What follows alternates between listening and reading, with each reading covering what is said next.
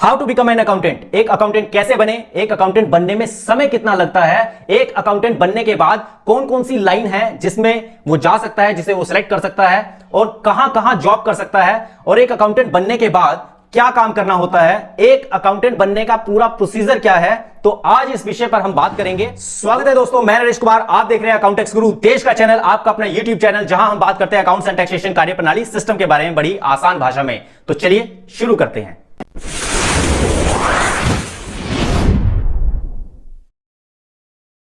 Video अच्छी लगी हो तो वीडियो को लाइक करें, चैनल पर अगर आप पहली बार आए हैं तो सब्सक्राइब करें चैनल को, और दोस्तों बेल आइकन को हिट करना बिल्कुल ना भूलें, ताकि जब भी हमारी कोई नई अपडेट्स आए, नई वीडियो आए, तो आपको सबसे पहले मिले।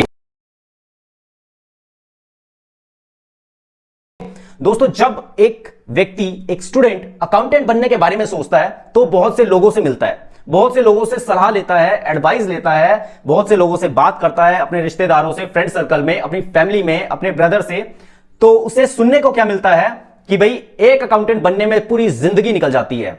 अगर वो जिससे सलाह ले रहा है, अगर वो एक अकाउंटेंट है, एक्चुअली में ज्यादातर सलाह हम एक अकाउंटेंट से लेते हैं। जब वो उससे सलाह ले रहा होता है तो वो उसे बोलता है कि भाई मेरी तो एज 50 साल हो गई है और मैं आज भी एक परफेक्ट अकाउंटेंट नहीं बन पाया। और ज्यादा से ज्यादा वो एक ऐसे व्यक्ति के पास जाता है जो अकाउंटेंट की पोस्ट से रिटायर हो चुका है। अब वो उसकी एडवाइस लेता है और उसे पूछता है कि सर, मैं अगर अकाउंट्स की लाइन में आता हूं तो मेरा क्या फ्यूचर होगा, मतलब मैं कितने दिन में अकाउंटेंट बन जाऊंगा और अकाउंटेंट बन भी पाऊंगा या नहीं। तो उसे बोलता है, देख भाई ऐसा है कि मुझे तो इसमें पूरी जिंदगी ही निकल गई इस लाइन में, लेकिन आज भी मैं एक परफेक्ट अकाउंटेंट नहीं बन पाया। ऐसी मतलब कि सलाह जब मिलती है, ऐसी कंसल्टेंसी हमें मिलती है, तो एक स्टूडेंट डीमोटिवेट हो जाता है और वो अकाउंट्स की लाइन में जाना ही नहीं चाहता। वो कहता है कि क्या फ्यूचर है, जिससे भी एडवाइस ली वो एक परफेक्ट अकाउंटेंट है ही नहीं। तो ऐसी सिचुएशन के चलते बहुत से लोग अपना जो माइंडसेट है, जो अपना फ्यूचर है, वो अकाउंट्स के अलावा दूसरी लाइनों में देखना शुरू कर देते हैं और अपना टाइम वेस्ट करते हैं। तो आज मैं इस वीडियो के माध्यम से आपको यह बताना चाहूंगा कि एक अकाउंटेंट बनने में एक्चुअल में टाइम लगता कितना है और क्या क्या चीजें उसे आनी चाहिए, सीखनी चाहिए, ताकि वो एक अच्छी सैलरी ले सके, और अकाउंट्स की लाइन में कितनी सारी फील्ड होती हैं जिनमें वो जा सकता है। देखिए दोस्तों, एक परफेक्ट अकाउंटेंट बनने के लिए आपको सबसे पहले एक सीनियर अकाउंटेंट के अंडर में ट्रेनिंग लेनी होगी एज अ असिस्टेंट अकाउंटेंट।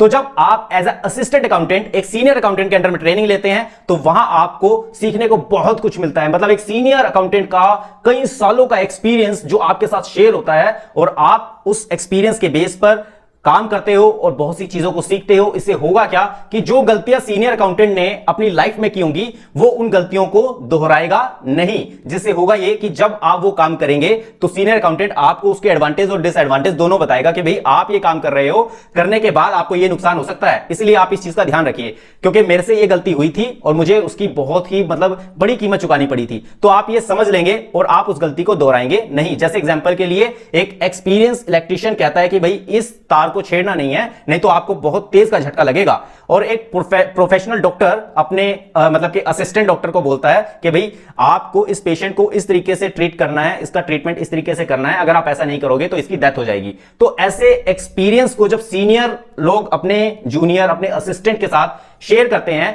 तो असिस्टेंट की ड्यूटी है उसको फॉलो करे और बिना किसी मतलब के डाउट के साथ, क्योंकि वो अपना एक्सपीरियंस उन लोगों के साथ शेयर कर रहे हैं, और इसी एक्सपीरियंस को जब वो गेन करेंगे और वो अपने माइंड में सेट करेंगे, अपना एक्सपीरियंस बनाएंगे, यही आगे चलकर उन्हें बेनिफिट देगा। तो इसमें अभी जब असिस्टेंट अकाउंटेंट बनकर आप उनके साथ काम करोगे तो आपको ये ध्यान रखना है कि आपको क्या कुछ सीखने को मिल रहा है। तो जो चीजें आज मैं आपको बताने वाला हूं कि इन चीजों की आपको नॉलेज होनी चाहिए, तो आपको ध्यान रखना है कि क्या ये चीजें आपको सीखने को मिल रही हैं या नहीं।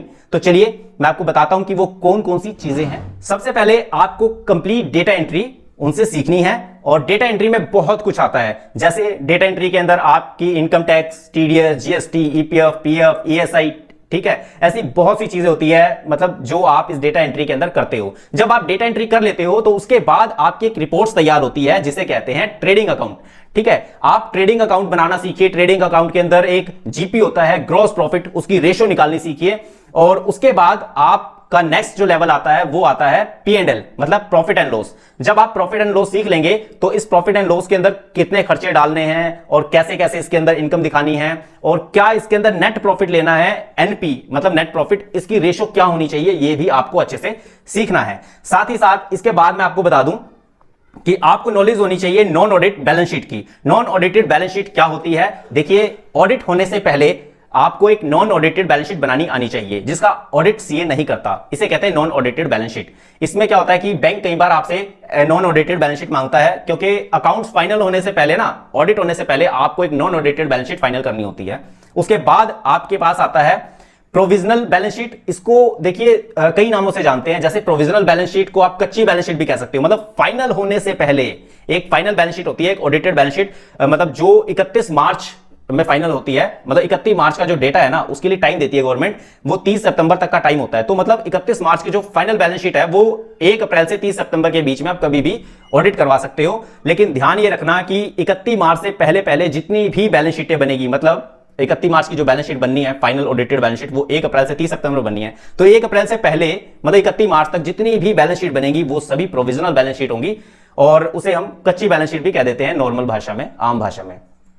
उसके बाद ये जो प्रोविजनल बैलेंस शीट है ये बैंक वाले मांगते हैं ज्यादातर उस केस में जब आपका लोन चल रहा हो, सीसी लिमिट चल रही हो। उन्हें देखना होता है कि आज के टाइम पर क्या पोजीशन है आपकी, ठीक है। और साथ ही साथ आपको कहते हैं एक प्रोजेक्टेड बैलेंस शीट भी चाहिए, ठीक है। इसके बाद आता है projected balance sheet. Projected balance sheet होती है मतलब फ्यूचर की बैलेंस शीट, कि भाई आज करंट टाइम में आप जो भी बिजनेस कर रहे हो, हमें बताएं कि आने वाले टाइम में, मतलब 1 साल बाद, 2 साल बाद, 3 साल बाद आपका बिजनेस क्या होगा, क्योंकि हमने आपको लोन दिया हुआ है, हमारा पैसा आपकी फर्म में लगा हुआ है। कल को आपका बिजनेस डूब जाए या आप बंद कर दो, ठीक है, आप लॉस में चले जाओ, तो हमारा पैसा कैसे रिकवर होगा। तो इसीलिए वो टाइम टू टाइम ये देखते रहते हैं कि भाई आज बिजनेस का स्टेटस क्या है फाइनेंशियली, और फ्यूचर में क्या होगा, क्या हम एक्सपेक्ट करें इनसे।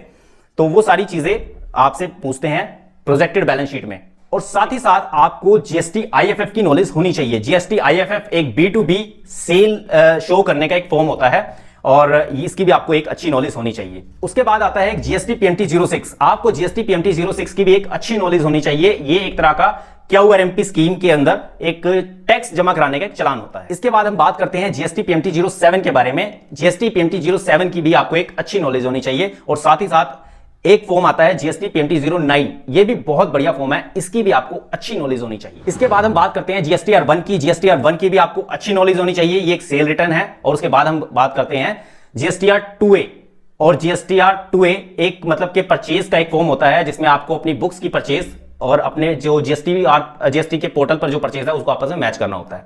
इसके बाद हम बात करते हैं जीएसटीआर 2B। जीएसटीआर 2B में भी परचेज चेक होती है, इसकी भी आपको अच्छी नॉलेज होनी चाहिए। उसके बाद बात करते हैं audited balance sheet. Income tax purpose से एक ऑडिटेड बैलेंस शीट होती है, ये भी आपको बनानी आनी चाहिए। इसके बाद नेक्स्ट हम बात करते हैं ITR, income tax return. ITR की भी आपको एक अच्छी नॉलेज होनी चाहिए दोस्तों। उसके बाद आता है जीएसटीआर 9। जीएसटीआर 9 पूरे साल की रिकंसिलिएशन होती है, जिसमें आपने जो भी सेल या परचेज दिखाई है उसमें अगर कोई मिस्टेक किया आपने, तो आप जीएसटीआर 9 के अंदर इस मतलब के गलती को आप सुधार सकते हो। ये एक लास्ट चांस मिलता है आपको कि आप जीएसटीआर 9 में अपनी गलतियों को करेक्शन कर लें, सुधार लें दोस्तों। इसके बाद में आता है असेसमेंट। जब आप जीएसटीआर 9 भी फाइल कर देते हैं तो लास्ट में असेसमेंट होती है। ये हर तरह के मतलब के जो लॉज हैं उनकी मतलब की असेसमेंट होती है, जैसे इनकम टैक्स की असेसमेंट, जीएसटी की असेसमेंट, ठीक है। तो आपको ये असेसमेंट करवानी आनी चाहिए।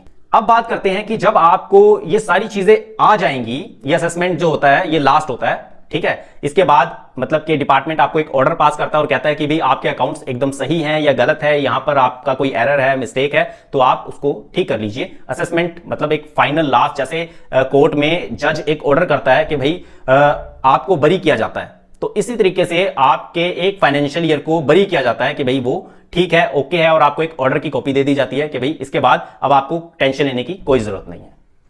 अब इतना सब कुछ नॉलेज होने के बाद ये आखिरी स्टेप था, यहां पर आप एक परफेक्ट अकाउंटेंट बन जाते हैं, जहां पर आपको सारी नॉलेज हो जाती है। लेकिन इसके बाद आप किस किस लाइन में जा सकते हो, ये क्वेश्चन आता है, इसके बारे में आपको बताते हैं दोस्तों। इसके बाद आप एक पोस्ट है अकाउंट्स केस एडमिनिस्ट्रेटर। जो केस वगैरह होते हैं आप उसको एडमिन करते हो इसके अंदर, ठीक है, जज करते हो। और केस से रिलेटेड जब भी कोई नोटिस आता है, कोई केस लगता है, तो उससे रिलेटेड आप सारी तैयारियां करते हो, सारे डॉक्यूमेंट्स अरेंज करते हो। तो ये भी एक अच्छी पोस्ट है अकाउंट्स केस एडमिनिस्ट्रेटर। आप इस पोस्ट मतलब के इस लाइन में आप जा सकते हो अकाउंट्स की सारी नॉलेज लेने के बाद। उसके बाद दूसरी पोस्ट है अकाउंट्स डेटा मैनेजर। ये बहुत बढ़िया पोस्ट है। अकाउंट्स का जितना भी डेटा होता है, जितना भी डेटा एंट्री से लेकर के जो भी मतलब के आपके जितने भी डॉक्यूमेंट्स हैं, उन सभी को मैनेज करना होता है। कौन सा डॉक्यूमेंट कहां है, कैसे उसको मैनेज करना है, कैसे रखना है, और जब जरूरत पड़े तो उसको कैसे ऑन द स्पॉट फटाफट मतलब एक उसको इस तरीके से मैनेज करना है, इस तरीके से अपने कंप्यूटर के अंदर रखना है, अपनी फाइलों में रखना है, ये सारा का सारा जो है अकाउंट्स डेटा मैनेजर ही देखता है कि कौन सी फाइल को क्या नंबर देना है और कैसे सीक्वेंस में सारा काम करना है, ठीक है, 1 बाय 1 ये सारा काम अकाउंट्स डेटा मैनेजर देखता है। तो कैसे डेटा को मैनेज करके रखना है, डेटा करप्ट ना हो जाए, डेटा डिलीट ना हो जाए, तो कैसे उसकी सिक्योरिटी रखनी है, ये सब चीजें अकाउंट्स डेटा मैनेजर देखता है। उसके बाद तीसरी पोस्ट आती है अकाउंट्स डेटा इंजीनियर की। अकाउंट्स डेटा इंजीनियर अपने डेटा के ऊपर काम करता है, कोई एरर आता है, किसी भी तरह कोई टेक्निकल उसके अंदर काम करना है, एडजस्टमेंट करनी है, तो ये सारी जो एडजस्टमेंट होती है, टेक्निकल एरर्स होते हैं, इन सभी एरर्स को रिमूव करना, ये सब अकाउंट्स डेटा इंजीनियर का काम होता है और ये इसे अच्छे से कर सकता है। दोस्तों उसके बाद नेक्स्ट पोस्ट जो आती है अकाउंट्स मैनेजमेंट कंसल्टेंट। इसके अंदर आप कंसल्टेंसी दे सकते हो, अकाउंट्स की किसी भी डेटा के बारे में इंफॉर्मेशन दे सकते हो। किसी को कोई तकलीफ है, दिक्कत है, कोई परेशानी है कि भाई ये प्रॉब्लम आ रही है मुझे, तो इसको कैसे सॉल्व करना है, कोई नोटिस आ गया है, कुछ भी आ गया, तो आप उसमें बता सकते हो, उन्हें कंसल्टेंसी दे सकते हो कि ये काम ऐसे सॉल्व होगा और इसकी तैयारी ऐसे की जाएगी। उसके बाद जो नेक्स्ट पोस्ट आती है वो है अकाउंट्स ट्यूटर की। मतलब कि अकाउंट्स में आपको टीचिंग करनी है, पढ़ाना है, ठीक है, ये एक बढ़िया पोस्ट है जिससे आप अच्छे स्टूडेंट तैयार कर सकते हो, ठीक है। तो आज इस वीडियो में मैंने आपको बताया कि क्या था प्रोसीजर एक अकाउंटेंट बनने का और कैसे आप शुरू से लेकर एंड तक अकाउंट्स के बारे में सीख सकते हो, अकाउंट्स की ट्रेनिंग ले सकते हो, एक अच्छे अकाउंटेंट बन सकते हो और एक अच्छी लाइन में जा सकते हो। अकाउंट्स में कौन सी फील्ड है जिसे आप सिलेक्ट कर सकते हो अपने फ्यूचर के लिए, तो इस वीडियो में मैंने आपको बताया और आपने अच्छे से समझा। उम्मीद है दोस्तों आपको ये वीडियो बहुत बहुत बहुत पसंद आई होगी और मुझे विश्वास है कि आपने वीडियो को लाइक, कमेंट और शेयर कर दिया होगा। जो नए दोस्त चैनल पर पहली बार आए हैं उन्होंने चैनल को सब्सक्राइब कर दिया होगा और इससे होगा क्या, जब भी हमारी कोई नई वीडियो आएगी तो आपके YouTube ब्राउजर में वो वीडियो सबसे पहले देखने को मिलेगी। आपका अपने इस YouTube चैनल पर अपना कीमती समय देने के लिए आप सभी लोगों का तहे दिल से प्रेम पूर्वक बहुत बहुत धन्यवाद।